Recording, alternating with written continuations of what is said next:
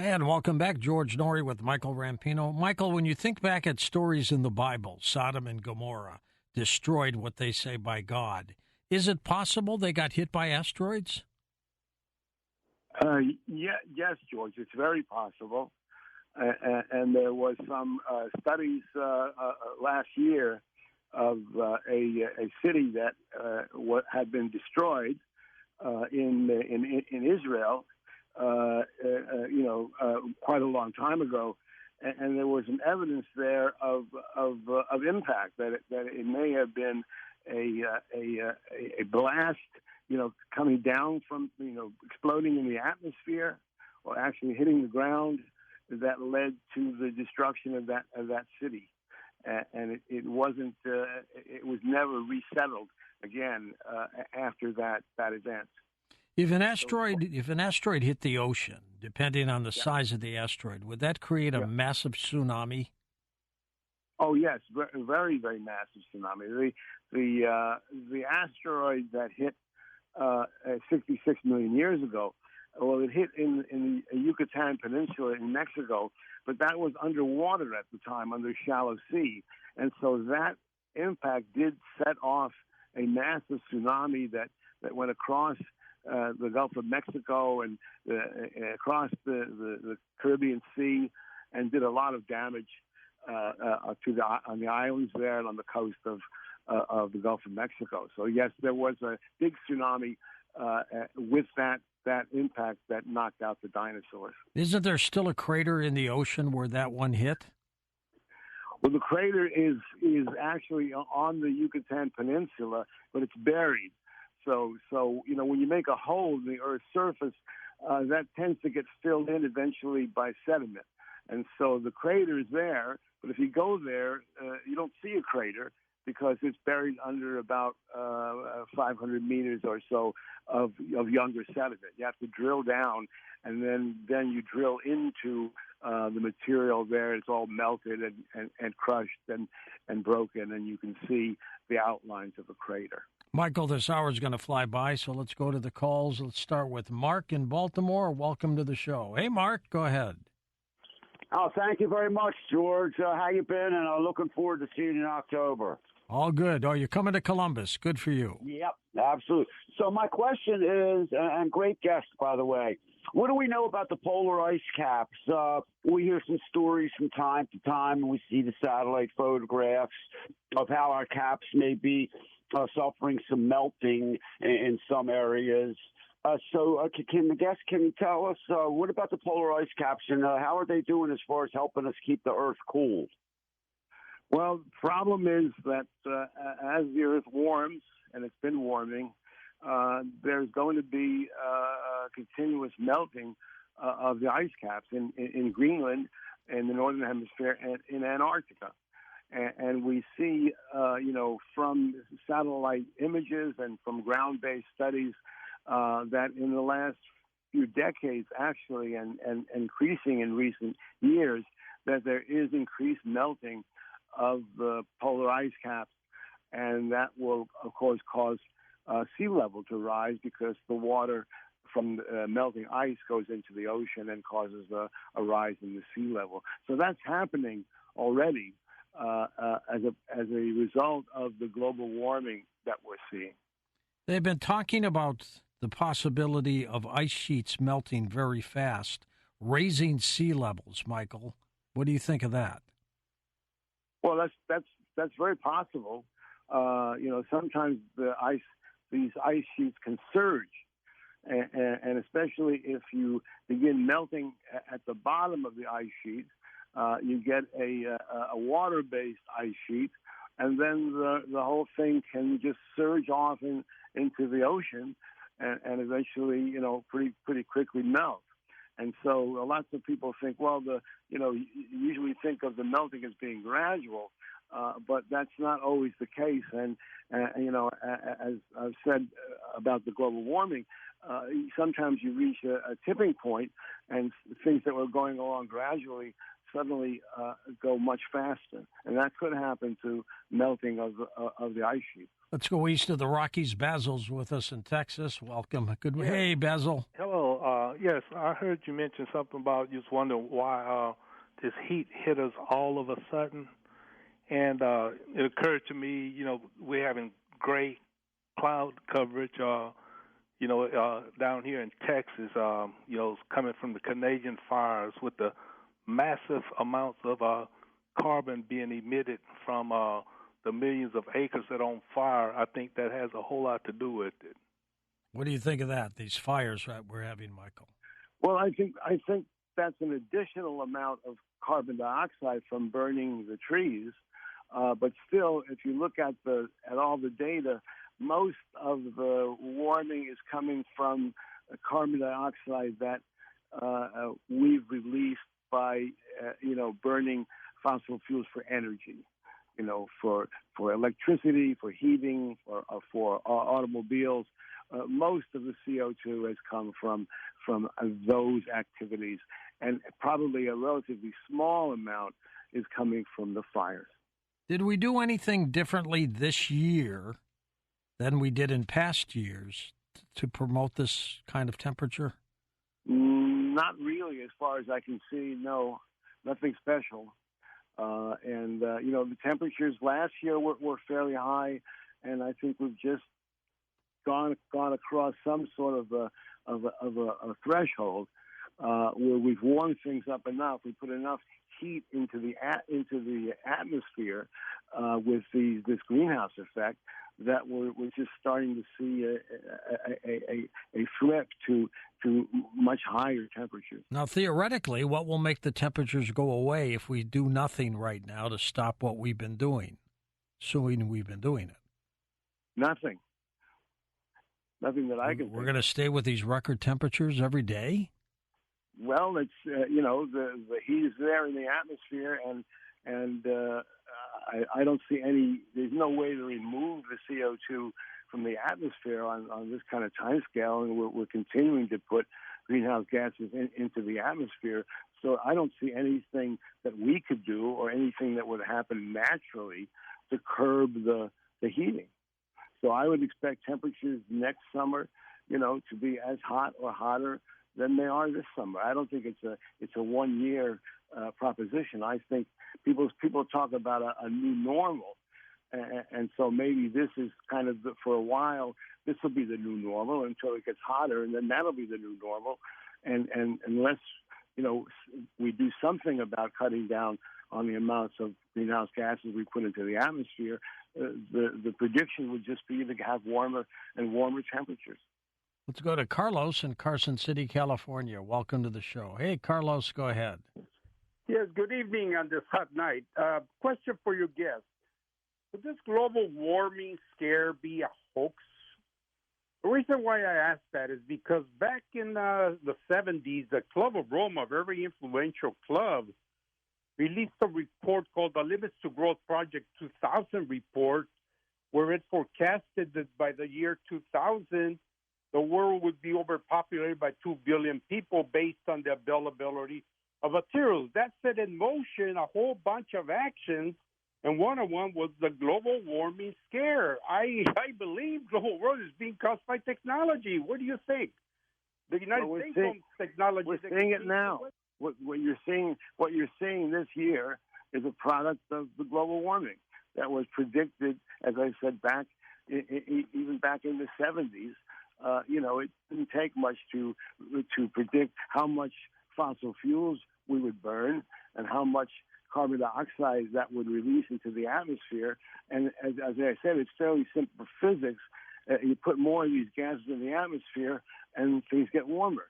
And so the global warming, was first discussed back in the 70s, and they predicted, that by the 2000s or 2020s, we'd see the temperatures that we're seeing today. So it's no surprise to the scientists who've been working on this problem for a long time. What would the scientists say about what the September, October, November could be like? This year? Yeah. I bet it's hard to say. What happens in the fall could be some different than what actually goes on in the summer. The atmospheric circulation is different. And so you can't necessarily say that we're going to see record temperatures in the fall as well. But I wouldn't be surprised if September and October were unusually warm as well. Next up, let's go to Catherine in British Columbia, Canada, west of the Rockies. Hey, Kath. I had to call in because, George, you were so close to asking my question. I thought, okay, that's it. He didn't do it, so I'm calling in. Michael, if the moon got totally obliterated by an asteroid, how quickly would Earth be no more? If we didn't have a moon? What do you think, Michael? I didn't get exactly what the question was. If we didn't have a moon, let's say it got blasted away, yes? What would happen to Earth? Well, depending on how it was blasted away, I imagine chunks of the moon would hit the Earth, and there would be big impacts on the Earth as well. And if the moon disappeared, then there'd be some changes in the Earth's orbit, in its direction of its axis, tilt in space, and so things like that would happen as well if you lost the moon. No tides, things would change that way too, right? That's right. The tides would change, yes, absolutely. Would it be devastating for us? That's kind of hard to say. I haven't really given it much thought about what would happen if you lost the moon. It would certainly be significant changes. Devastating, I'm not sure. What are the possibilities, all things considered, that we're in an Earth cycle that happens every 100,000 years or something like that? Well, there are 100,000-year cycles in climate when we go from glacial periods to interglacial periods. So there are 100,000-year cycles, but that's what we're seeing now in terms of this global warming is not a 100,000-year cycle. It's happening over decades.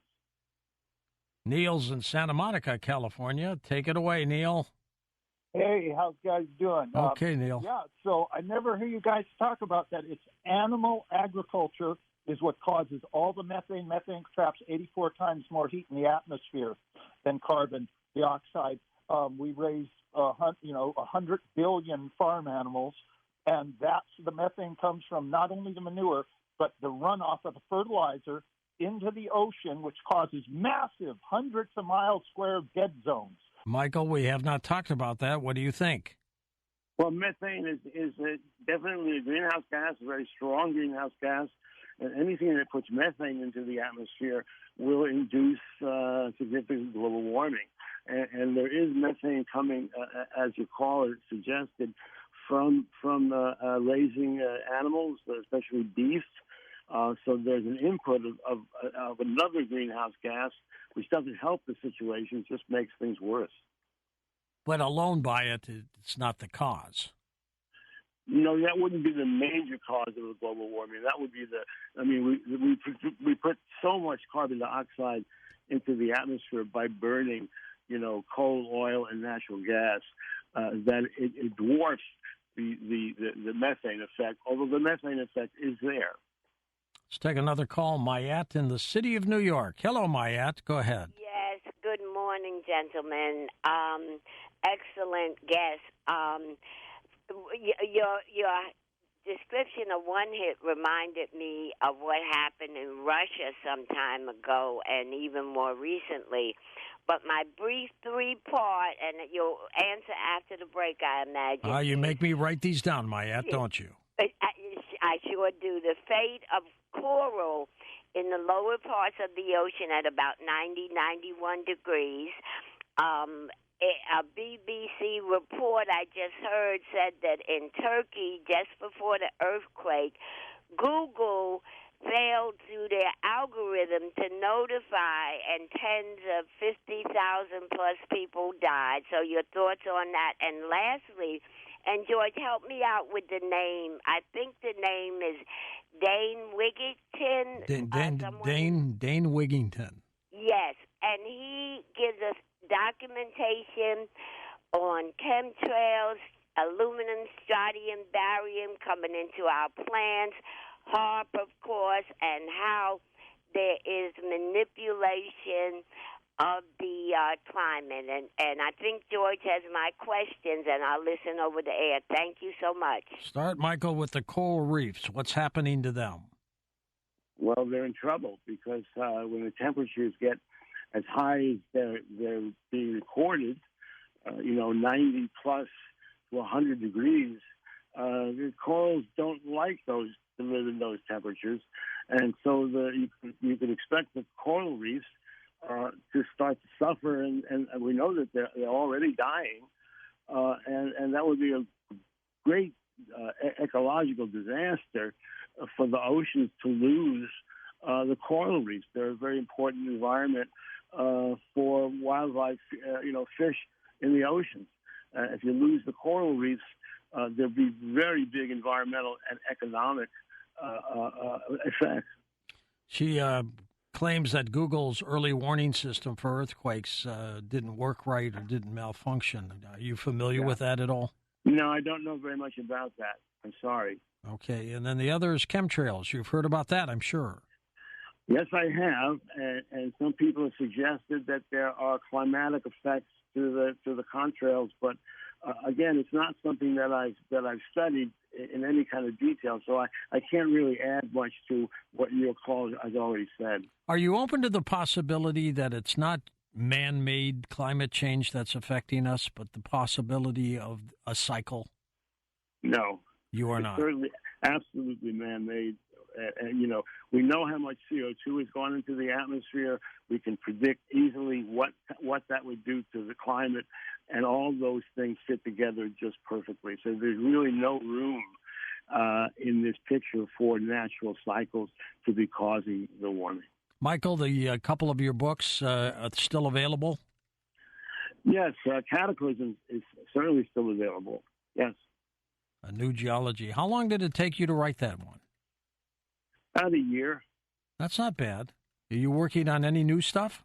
Yes, I'm working on one now about cycles in the Earth history called The Pulse of the Earth.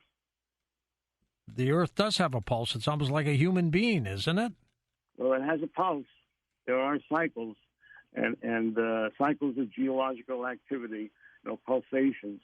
So in that sense, it's sort of like a living thing, but it's the pulses of geological activity, not biological activity. Interesting indeed. We're going to come back and take final calls with Michael Rampino in just a moment here on Coast to Coast AM. Those of you on hold, just hang there and stay in line, and we'll come back with you in just a moment on Coast to Coast AM.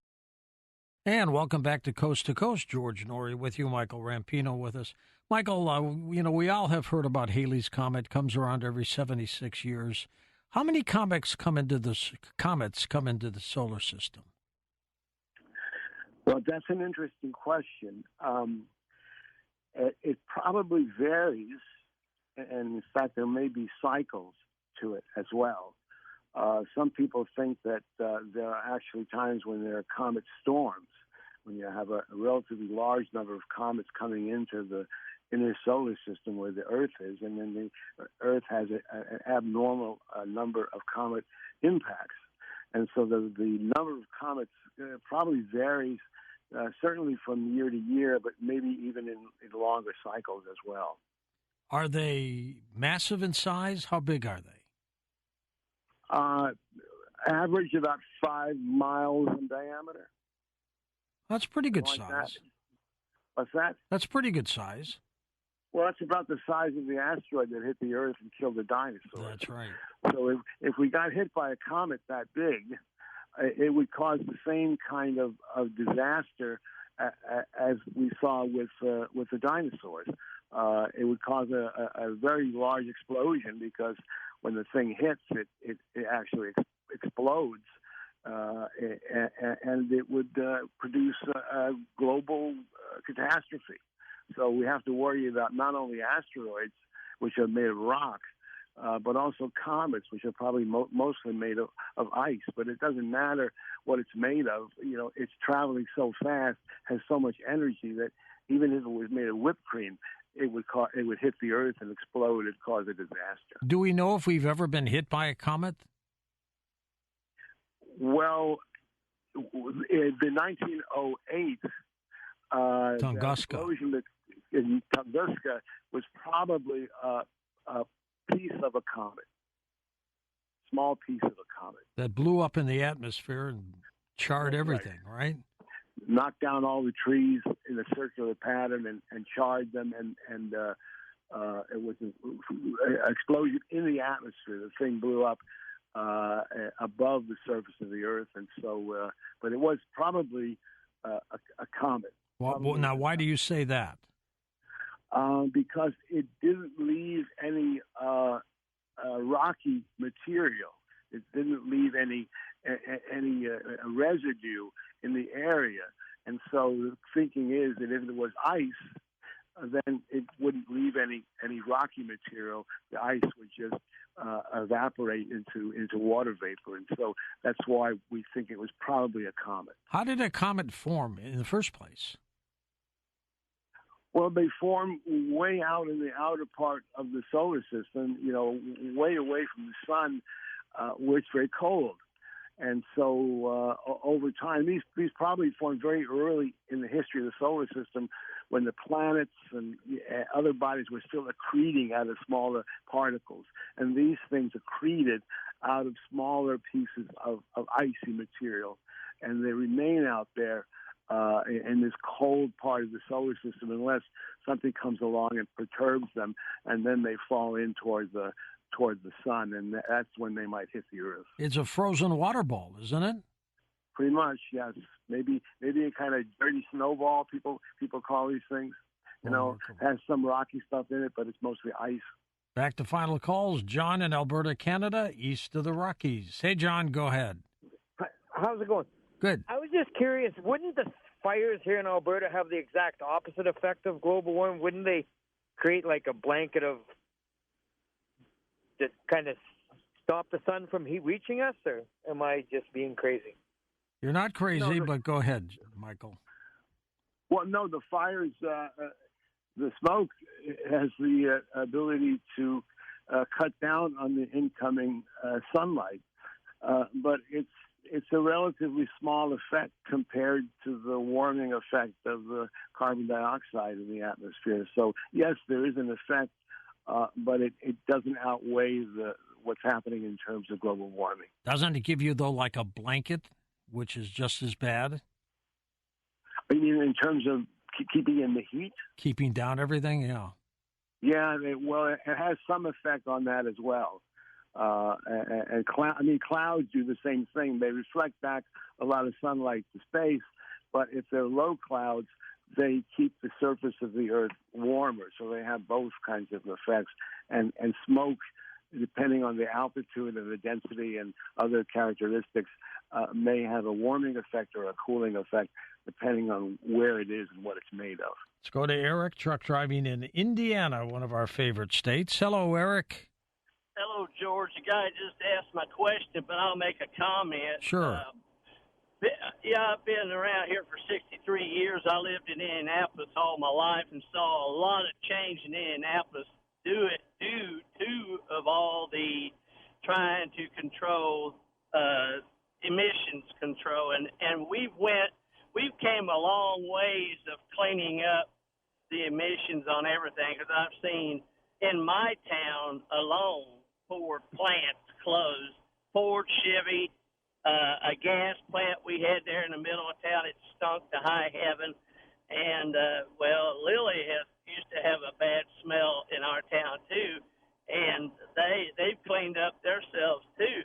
So I'm just wondering, here we are, we're still on the same subject, how far do we need to go before we get this thing, before we actually have confidence in our air quality, you know what I mean? And as far as a blanket, when he was talking about a blanket of smoke from the fires, look what we're breathing. We're breathing.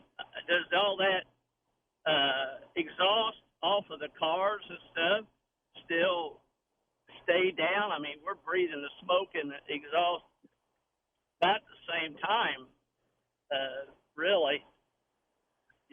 How polluted are we, Michael? Well, the exhaust problem is much better than it was years ago because of the catalytic converters. So there's not this problem with nitrogen compounds, pollution. The smog kind of pollution that LA used to have all the time. It's chemical pollution. Once we put in the cars the new technology, we cleaned up a lot of that. That's why a lot of cities now are a lot cleaner. But of course, the fires are causing a whole other thing. The smoke from the fires, and that's independent of what's going on with exhaust from cars and things like that. Yeah, that's just ruining the air quality. Yes. Well, as long as the fires are burning, yeah. Let's go to Ed in Texas. Hey, Ed, thanks for calling. Go ahead. Hi. What effect does water vapor have on greenhouse gas? Water vapor on greenhouse gases. I don't know, Michael, do you? Yes, the water vapor is a greenhouse gas. But water vapor, can only build up in the atmosphere so much until it condenses and becomes rain. And so it's not a major greenhouse gas because it can't accumulate as vapor in the quantities that CO2, which does not condense and form a liquid, the CO2 can. So water vapor, yes, it's a greenhouse gas, but it's not the important greenhouse gas in causing the global warming. Is China the worst offender of all of this? Right now, yes. Still. Are they doing anything to better it? I don't know exactly what's going on in China, but they're still producing a lot of carbon dioxide and other greenhouse gases. So, as long as that we're burning fossil fuels, we're increasing those gases, and that's not going to reverse the warming. It's only going to make the warming worse. Let's go to Janet in Manhattan in New York. Go ahead. Hi, Janet. Go ahead. Oh, hi. Yes, I have a question also about the coral reefs. I'm curious. Sure. You mentioned in answer to the other woman's question that it was the 91 degree temperatures of the water that were killing the coral reefs. But I'm wondering also about the acidification of the ocean. First of all, what causes the acidification? Is it that so much more carbon dioxide than there used to be, or maybe that amount of carbon dioxide could have been harmlessly dissolved into the water, but the heating of the water becomes like a catalyst to create a chemical reaction between the carbon dioxide and the water, creating carbonic acid? And what effect does that have on the coral reefs? So I'll hang up and listen. Thank you. Okay. Well, you're right about the carbon. It's the carbon dioxide that we're putting in the atmosphere that eventually some of it gets dissolved in the ocean, and that increases the carbonic acid acidity of the ocean waters. And so the problem of putting CO2 in the atmosphere is also exacerbating the ocean acidity problem. And that's another problem for coral reefs because they build their skeletons out of calcium carbonate. And if the waters are too acidic, then the corals will not be able to build their skeletons in the way they normally do. Next up, Larry's with us in Sacramento, California. Hello, Larry. Good evening, George. I really wanted to talk to you and your guest about the real cause of global warming, which is the upcoming magnetic pole flip. Magnetic pole flip. It's been proven by geological surveys that it happens every 300,000-400,000 years, and it's overdue. It does happen, but Michael, would that contribute to global warming? Probably not. It may have other effects on the environment, but I don't think that a flip of the Earth's magnetic field is going to exacerbate or change the global warming situation. I don't think there's any evidence that is a probable thing that's going to happen. Let's go to Wayne in Tacoma, Washington. Hi, Wayne. Go ahead. Good evening, gentlemen. Sir George and Michael. First, I need to give a shout-out to my mother, her 105th birthday this week. 105? That's fantastic. It's amazing. She's an amazing woman. That's excellent. And still has her own apartment. And then our friend Cornelius, of course, in Louisiana, Mike in Denver, and Mr. Barry Poole. He needs prayer for because he's in the hospital now. Oh, is he? Okay. Michael, I wanted to ask you, have you taken in global volcanism in your considerations of pollution on Earth? I know this year we have, so far, 56 active volcanoes in 26 countries. Last year we had 80 active volcanoes in 28 countries. And we know that each volcano, like, for instance, Mount St. Helens, they said the explosion of Mount St. Helens was equal to more than 10,000 nuclear bombs, and it puts, every day it puts more pollution in the air than all of the cars of the world for a year. It's a lot of pollution, Michael. Yes, well, it's pollution is different from carbon dioxide, right? Carbon dioxide is not considered pollution. And so there are other gases, sulfur gases, for example, that come out of volcanoes, sulfur dioxide. So if you're around an active volcano, you have trouble breathing. And those can pollute the atmosphere, the sulfur gases. The CO2 is not considered a pollutant. It's just something that builds up in the atmosphere. It's an invisible gas, so you don't see it. You don't see any effects of it, except that it's increasing the heating of the planet. Michael, what happens next? What is science going to do about all this? About what? This problem of global warming? Of course. Well, as I said earlier, I think in the short term, there's very little we can do. I mean, what we need to do is get off of carbon fuels, but that's not going to happen overnight. That's going to take a considerable amount of time and effort to do that. And so until we do that, we're going to still be putting out a considerable amount of greenhouse gases like carbon dioxide, and so the climate will get warmer. And there's no magic bullet, there's no magical thing, and we can somehow stop the warming from taking place.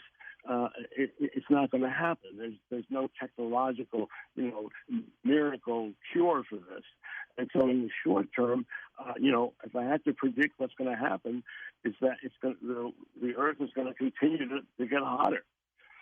And there's not much we can do about that in when we're talking about 10, 20, 30 years until we can stop putting more CO2 into the atmosphere by burning fossil fuels. Will there be extreme temperature changes? Like, could winter be a record cold? Well, winter could be a record warm.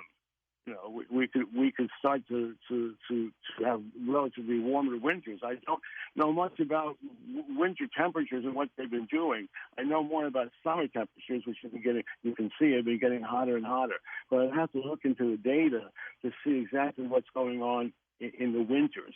But I can tell you that in the last, since the 1970s at least, almost every year, if you have the whole yearly temperatures, which include the winter and the summer, every year has been warmer than the year before.